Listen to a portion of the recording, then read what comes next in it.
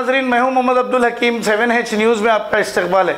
AIMIM के president Asaduddin Owaisi की हिदायत पर अंबरपेट मंडल में MLA अहमद बिन अब्दुल्ला के बलाला के हाथों अवाम में 116 शादी मुबारक के चेक्स तकसीम किए गए हैं। आइए देखते हैं हमारे नुमाइंदे अरबाज की ये रिपोर्ट।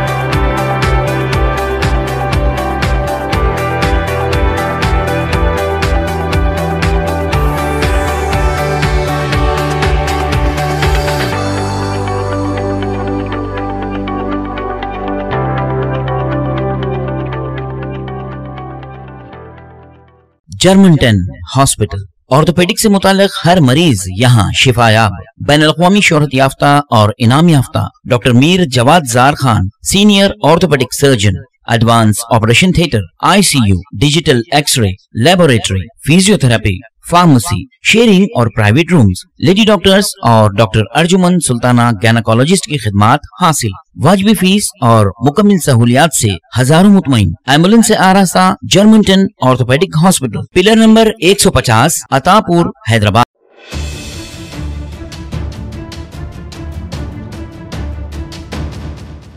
खबर है शहर की, खबर है गाँव की, खबर है सारी दुनिया की। 7H न्यूज़ पसंद आए तो लाइक कीजिए, शेयर कीजिए और सब्सक्राइब करना ना भूलें। 7H news.